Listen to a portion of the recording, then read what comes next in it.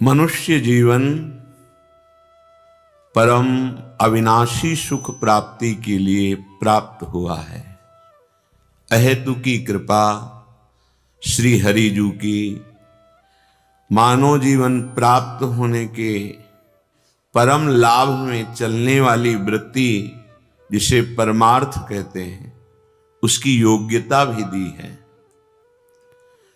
और उस योग्यता को जागृत करने के लिए हमें गुरुदेव का सानिध्य, संत सानिध्य, शास्त्र सानिध्य भी दिया है। अब हमें चाहिए, लौकिक आनंद बहुत जन्मों में भोग चुके हैं, ये केवल मानव देह धर्मयुक्त विषयों का सेवन करते हुए अपने लक्ष्य की प्राप्ति करने के लिए है। लक्ष्य अविनाशी, नित्य, चिदानंद सुख, ये हमारा स्वरूप है, ये हमारी आत्मा है, ये हमारे प्राण प्रीतम है, यही हमारे जीवन धन है। यदि हम अपनी वृत्ति एक एक इनके चरणों में अर्पित करें तो हमें दुख सुख समान भाव से सहने की सामर्थ्य प्राप्त हो जाएगी। दुख मिटाना ये कोई खास बात नहीं है। इसीलिए परमार्थ का पथिक कभी अपने साधन भजन से दुख मिटाता नहीं है, दुख को सह जाता है। जहां भी आप किसी महान भागवत के पावन चरित्र का पठन श्रवण स्मरण करें तो आप देखेंगे कि बहुत ही सामर्थ्य है उनमें, पर वो अपने भजन बल से किसी अपने शरीर के दुख को नहीं मिटाते। हां, शरणागतों के दुख को लेकर स्वयं भोग लेते हैं, अपने दुख को नहीं मिटाते। क्यों? ये दुख ही वो कृपा है, ये प्रतिकूलता ही वो कृपा है जो हमें संसार की असलियत का पता लगाती है। भगवान ने जो कहा है दुखालयम, ये अनुभव भोगों की अनुकूलता में कभी नहीं हो सकता। ऐसा भ्रम हो जाता है, बड़े बड़ों को हो जाता है।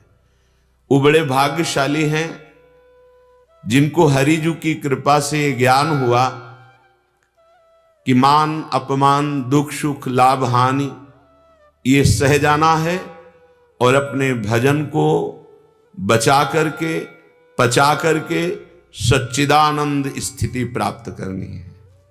ये बड़ी बात है। इसी के लिए भगवान सत्संग दिलाते हैं, इसी के लिए भगवान हमें प्रेरित करके श्री धाम वृंदावन लाते हैं, इसी के लिए हमारी बुद्धि को पवित्र करके अपने नाम में, अपने रूप में, अपनी लीला में, अपने धाम में लगाते हैं। इस सब को सब कृपा से हो रहा है। आप तो बस ऐसे हो जाइए। कृपा आपको घसीट रही है पर आप पकड़े हुए हैं। ममता, आसक्ति, वासना, कामना, स्पृहा, तृष्णा, क्रोध, लोभ, मोह, मद, मत्सर, आप इनसे हाथ मिलाए हुए हैं। आप इनका कहना मान रहे हैं। ये जैसी प्रेरणा करते हैं वैसे आप आचरण कर बैठते हैं। यही कृपा की अवहेलना हो गई। नहीं तो हमारे किसी कर्म से सत्संग नहीं मिल रहा, ये कृपा से मिल रहा है। राम कृपा बिनु सुलभ न सोई, बिनु सत्संग विवेक न होई। ये साधु समागम केवल हरिजू की कृपा से प्राप्त हुआ है। हमें लगता है हमने सब कुछ देखा अनंत जन्मों में, लेकिन प्रभु को नहीं देखा। सबको अपना माना पर प्रभु को अपना नहीं माना। अब हमको इस जन्म में अवसर मिला है तो एक बार इच्छा कर लो कि मैं प्रभु को अपना मानकर उनको देखना चाहता हूं। कैसे हैं हमारे संपूर्ण ब्रह्मांडों के रचयिता, जिनके हम अंश हैं, वही हमारे असली स्वामी हैं, अंशी हैं, पिता हैं, सुहृद हैं, माता हैं, मित्र हैं। जो भाव कर पाओ। तुमेव माता च पिता तुमेव, तुमेव बंधुश्च सखा तुमेव, तुमेव विद्या द्रविणं तुमेव, तुमेव सर्वम मम देव देव, एक बार इस मम देव देव से मिलने की इच्छा प्रकट करो। एक बार ये सोचो, अनंत जन्मों में सब कुछ किया है, इस जन्म में मुझे भगवत प्राप्ति करनी है। ये जो शास्त्रों में परमानंद लिखा है, अखंडानंद लिखा है, प्रेमानंद, वो मुझे कैसे प्राप्त हो? मुझे एक बार प्रेम में डूबना है, एक बार भगवत साक्षात्कार करना है। बस वो एक बार ही होता है। एक बार हो गया तो कभी बिछुड़ना नहीं होता। हमारे नेत्रेंद्रिय और कुछ देखने की सामर्थ्य नहीं रखती, केवल अपने आराध्य देव को देखती है। फिर हमारा मन और कोई संकल्प विकल्प नहीं कर सकता, केवल आराध्य देव की ही सेवा का वो भाव रखता है। हमारी बुद्धि केवल आराध्य देव के ही निश्चय में लय हो जाती है। हमारा चित्त आराध्य देव के चिंतन में तन्मय हो जाता है। हमारा अहंकार दासत्व के भाव में लय हो जाता है। ये आ गई चिदानंदमयी स्थिति महान भक्ति के मार्ग से। श्रीपाद प्रबोधानंद जी महाराज कह रहे हैं, गौर श्याम ज्योतिर द्वंद्वामंद प्रेमानंदास्पंदा केचिद वृंदारण्या अनन्या धन्या पुण्या दत्रावन्या। हे भाई, ये सांसारिक भोग, वैभव, पद, मान, कीर्ति, ये सब तुम्हारे पुण्य बल से मिल जाएगा तुम्हें।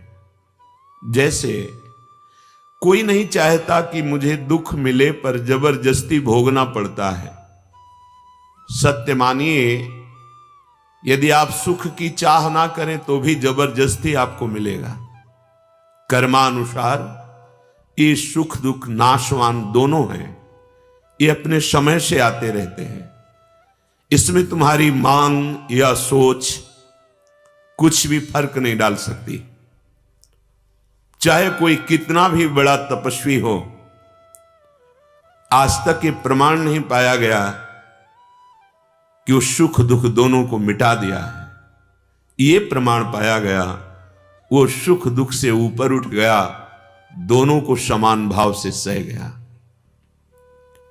हे भाई, यदि तुम्हें ऐसा लगता है कि हम किसी ग्रह नक्षत्र की पूजा करके, कोई तंत्र मंत्र करके हम सदा के लिए सुखी हो जाएंगे, तो भूल जाना, इतनी सामर्थ्य केवल श्री हरिजू में है, केवल भगवान नाम में है, जो तुम्हारे सुख दुख को मिटाकर सच्चिदानंद सुख में स्थित कर दे।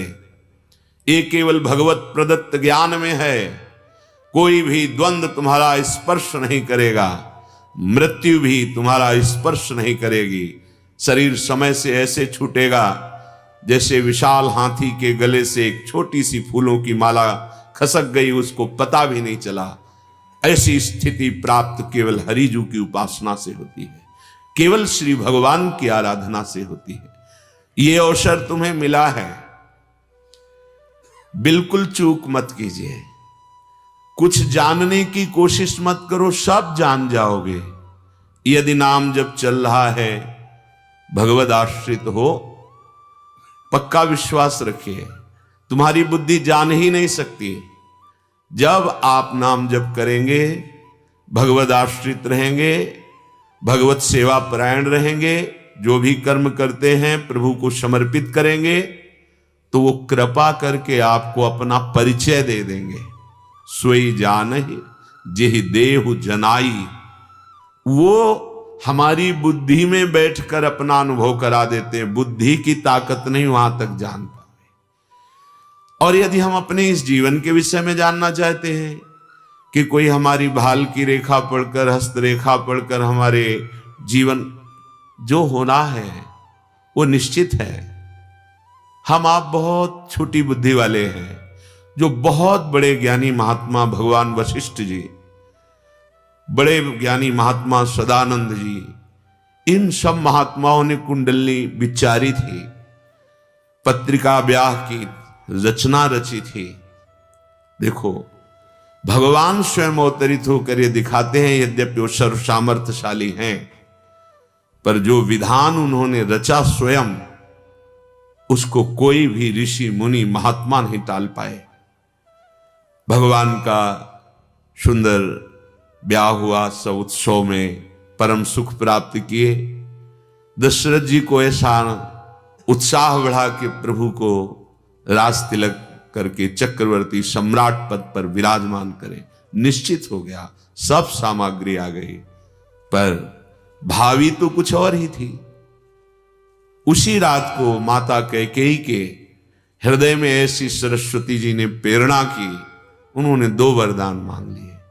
भरत जी को सम्राट पद और राम जी को 14 वर्ष का विशेष वनवास, तापस भेष, विशेष उदासी, नंगे पैर वल्कल वस्त्र धारण करके जटाजूट से 14 वर्ष किसी नगर में नहीं जाना। क्या हो गया? क्या वशिष्ठ जी ने कुंडली सही नहीं विचारी थी? क्या भगवान वशिष्ठ हैं, परम ज्ञानी, त्रिकालज्ञ, साक्षात ब्रह्मा स्वरूप हैं, उन्हीं की संकल्प वृत्ति से प्रकट हुए हैं, कोई माता पिता से नहीं प्रकट हुए। ऐसे महापुरुष, जनक जी जैसे महापुरुष के परम गुरु पद में विराजमान सदानंद जी महाराज, इनको कोई ज्ञान तपस्या की कमी है?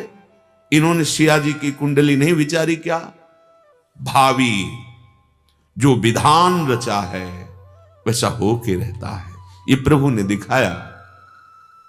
प्रभु के वियोग में दशरथ जी का पधारना, राम जी का वन ऋषि मुनियों को सुख देते हुए कष्टप्रद जीवन व्यतीत करना, फिर सिया जी का हरण हो जाना, कैसी कैसी विपत्तियां। हम तो उनके अंश हैं, मनुष्य शरीर में हैं। हमारी कितनी सामर्थ्य है, कितनी तपस्या है, कितना ज्ञान है, बस विचार करो। प्रभु के नाम जप के बल से हम सहना सीखें, उबना नहीं, निराश होना नहीं। पक्का मानिए, कोई नहीं मिटा सकता। पक्का आपको कहीं ऐसा लगा है कि वहां जाने से, वहां मिलने से, वहां के आशीर्वाद से मुझे लाभ मिला है, वो आपका सुकृत है, पुण्य है। शास्त्रीय सिद्धांत, अध्यात्म सिद्धांत, को न काहू के सुख दुख कर दाता, निज कृत कर्म भोग सुन भ्राता। स्वयं भगवान श्री कृष्णचंद्र जी जगत गुरु हैं। अवश्य में भोक्तव्यम कृतम कर्म शुभा अशुभम। अवश्य अवश्य तुम्हें भोगना होगा जो तुमने शुभ और अशुभ कार्य किए, उस कर्म का फल तुम्हें भोगना होगा, कोई नहीं मिटा सकता।